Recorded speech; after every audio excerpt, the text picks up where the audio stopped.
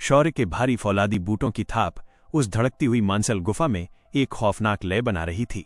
दीवारें सिकुड़ रही थीं और उनकी दरारों से टपकते हुए तेजाब की गंध अब और भी तीव्र हो चुकी थी। इरा और रति शौर्य के पीछे चल रही थीं।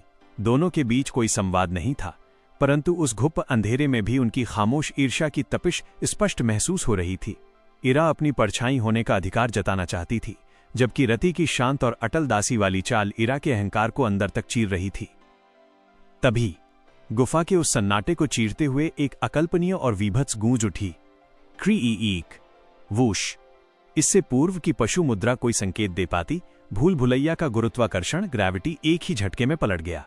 जो नीचे का फर्श था वो अचानक छत बन गया और टपकती हुई मांसल छत फर्श में बदल गई। हवा में एक भयंकर खिंचाव उत्पन्न हुआ जो किसी भी योद्धा की हड्डियों को तोड़कर उसे उल्टी दिशा में फेंक देता। गुरुत्वाकर्षण के इस प्रलयंकारी झटके से इरा का शरीर हवा में ऊपर असली छत की ओर खिंचने लगा। उसने तुरंत अपने व्योम अस्त्र की पूरी ताकत अपनी बाहों में केंद्रित की और हवा में ही कलाबाजी खाकर अपनी फौलादी मुट्ठियों को गुफा की मांसल दीवार में गहराई तक धंसा दिया। वो पसीने से नहा उठी, परंतु उसने खुद को गिरने से बचा लिया।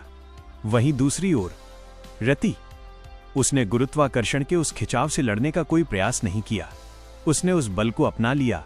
वो हवा में एक अत्यंत मादक और कोमल नृत्य की भांति उड़ी और बिना किसी आवाज के उस उल्टी छत पर अपने नंगे पैर अत्यंत शालीनता से टिकाकर खड़ी हो गई। दीवार से लटकी हुई इरा ने अपनी नीली आंखों से रति के इस सटीक संतुलन को देखा। इरा के सीने में उस खामोश ईर्ष्या का ज्वालामुखी फिर से धधक उठा। वो व्योम स्तर की योद्धा होकर दीवार से लटकी थी और वो हत्यारिन इतनी आसानी से गुरुत्वाकर्षण को मात दे गई। इरा ने दांत पीसे और रति को नीचा दिखाने के लिए अपने लहूलुहान हाथों से दीवार को फाड़ते हुए ऊपर की ओर बढ़ने लगी। परंतु महाकाल का वारिस इन भौतिक नियमों से परे था। शौर्य को दीवार पकड़ने या उड़ने की कोई आवश्यकता नहीं पड़ी। गुरुत्वाकर्षण पलटते ही शौर्य ने अपने शरीर के भीतर अपनी दूसरी सबसे विध्वंसक शक्ति वज्र मुद्रा का आह्वान कर लिया था। जूम। वज्र मुद्रा के जागृत होते ही शौर्य के 6.5 फुट के शरीर का वजन और घनत्व डेंसिटी अकल्पनीय रूप से बढ़ गया। उसका शरीर एक अभेद्य सुमेरु पर्वत बन गया। उस उल्टे गुरुत्वाकर्षण में भी शौर्य के बूटों ने कि तिलिस्म भी उसे 1 इंच हिला नहीं सका। वो उल्टी छत पर ऐसे खड़ा था मानो वही असली जमीन हो। सामने एक विशालकाय दोराहा क्रॉसरोड्स था। मार्ग। शौर्य की भारी आवाज गूंजी। रति ने तुरंत बाईं ओर की संकरी गुफा की ओर संकेत किया। बायां मार्ग शूरवीर, दायां मार्ग सीधे ज्वालामुखी के खौलते केंद्र में जाता है। शौर्य ने बाईं ओर कदम बढ़ाए, परंतु जैसे ही उन्होंने उस मार्ग में प्रवेश किया, हवा का तापमान अचानक इतनी तेजी से बढ़ा मानो वे साक्षात किसी दहकती भट्टी के मुख पर आ गए हों। दीवारें पिघलने लगीं। धप धप धप। उस संकरी गुफा के अंधकार को चीरते हुए 3 गगनचुंबी आकृतियां बाहर निकलीं। वे अंगार सेनापति मैग्मा जनरल्स थे। 15 फुट ऊंचे, विशुद्ध पीले लावे और पिघले हुए काले लोहे से बने दानव। उनके हाथों में पिघले हुए लोहे की भारी जंजीरें थीं और उनका बाहुबल शून्य अस्तर की दहलीज पर था। रा। सबसे आगे वाले दानव ने एक वीभत्स दहाड़ मारी और अपनी खौलती हुई जंजीर को हवा में घुमाकर सीधा शौर्य के सिर की ओर फेंका। इरा, जो रति से अपनी श्रेष्ठता सिद्ध करने के लिए जल रही थी, उसने एक भयंकर छलांग लगाई। वो शूरवीर के आगे ढाल बनना चाहती थी। क्रैश। इरा ने उस खौलती जंजीर पर अपना फौलादी मुक्का दे मारा। प्रहार से जंजीर तो मुड़ गई, परंतु उस अंगार सेनापति की आग इतनी अकल्पनीय थी कि जंजीर से टकराते ही इरा का बायां हाथ बुरी तरह झुलस गया। इरा पीड़ा से पीछे की ओर गिर पड़ी। दानव ने अपना दूसरा खौलता हुआ भारी हाथ इरा को कुचलने के लिए उठा लिया, परंतु इससे पूर्व कि वह हाथ नीचे आता, शौर्य हवा को चीरता हुआ सामने आ खड़ा हुआ। शौर्य ने अपनी वज्र मुद्रा की ताकत से अपनी नंगी लौह त्वचा वाली हथेली को आगे किया और उस अंगार सेनापति के लावे के मुक्के को अपनी मुट्ठी में दबोच लिया। छन्नन। बूम। चिंगारियां उड़ी, परंतु वज्र मुद्रा के उस अभेद्य गुरूर के आगे शौर्य की हथेली 1 इंच भी नहीं पिघली। दानव की आग महाकाल के वारिस की हथेली में एकदम सुन्न पड़ गई। तुम्हारी इस आग में मृत्यु की ठंडक नहीं है। शौर्य की पुतलियों में एक भयंकर नीली अग्नि भड़क उठी। यह उसकी तीसरी जागृत शक्ति ज्वाला मुद्रा थी। शौर्य ने अपनी भारी जादुई कुल्हाड़ी निकाली। ज्वाला मुद्रा की नीली अग्नि कुल्हाड़ी के ब्लेड में समा गई और उसने अग्नि चक्र बज़ 100 का आह्वान किया। सूश। चीर रर्रा। कुल्हाड़ी प्रलयंकारी आरी की तरह घूमी।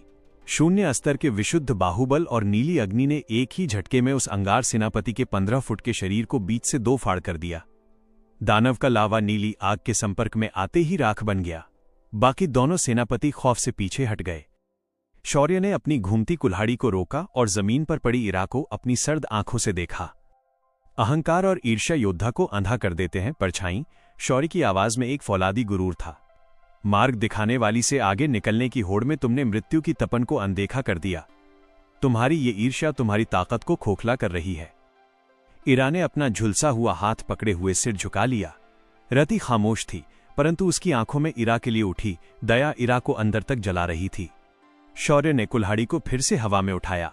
तमस की ये भूल भुलैया अब महाकाल के वारिस के क्रोध से राख होने वाली थी। शौर्य की जादुई कुल्हाड़ी का अग्निचक्र बज़-100 अभी भी उस उल्टी गुफा में किसी प्रलयंकारी आरी की भांति घूम रहा था।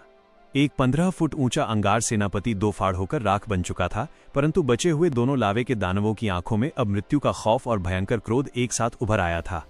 रा उन दोनों दानवों ने एक साथ वीभत्स दहाड़ मारी। उन्होंने अपने हाथों में जकड़ी हुई उन हजारों मन भारी पिघले हुए लोहे की विशालकाय जंजीरों को हवा में पूरी पाश्विक ताकत से घुमाया।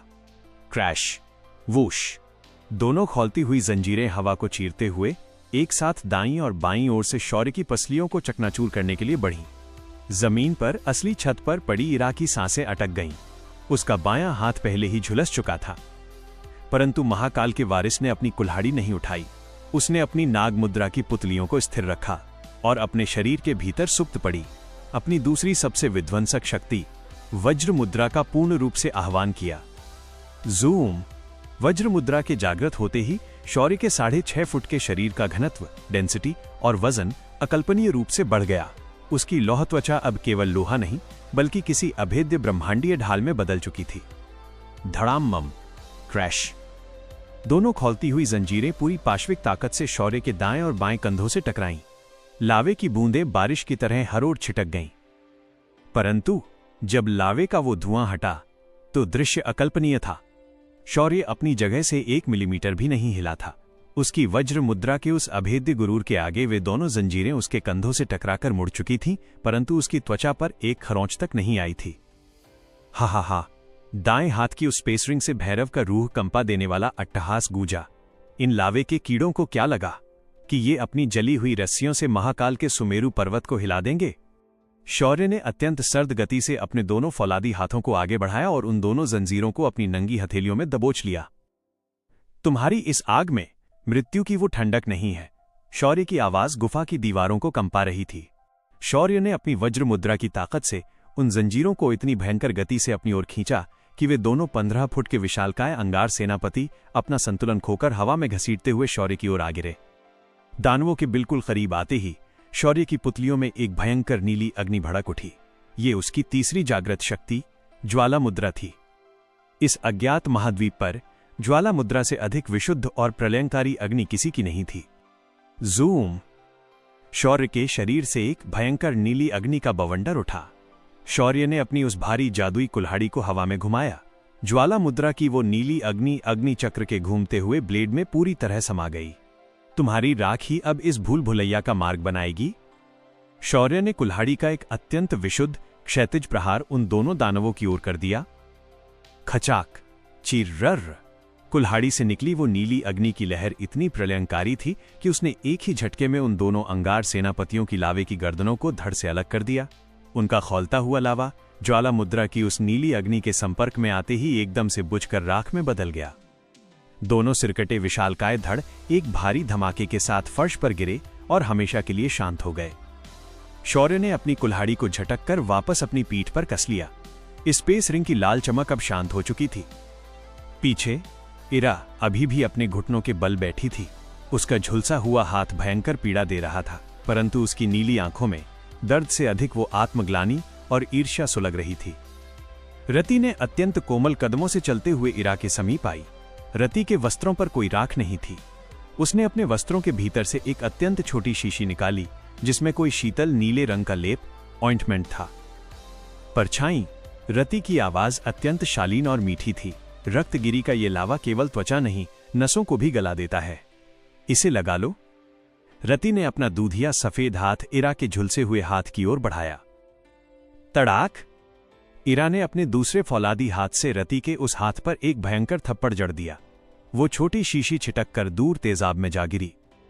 अपनी ये झूठी दया और अपना ये मीठा जहर अपने पास रखो मायाविनी, इरा ने अपने दांत पीसते हुए नफरत से फुसफुसाते हुए कहा।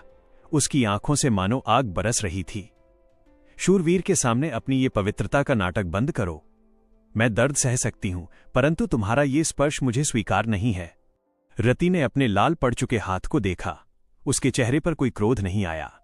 उसने बस इरा की उन सुलगती हुई आंखों में देखा और एक अत्यंत रहस्यमयी हल्की सी मुस्कान दे दी। रति की ये खामोश मुस्कान इरा के सीने में किसी खंजर की तरह उतर गई। रति बिना कुछ कहे पलट गई और शौर्य के पीछे जाकर खड़ी हो गई। शौर्य ने पीछे मुड़कर इस पूरे दृश्य को अपनी नाग मुद्रा की सर्द आंखों से देखा था।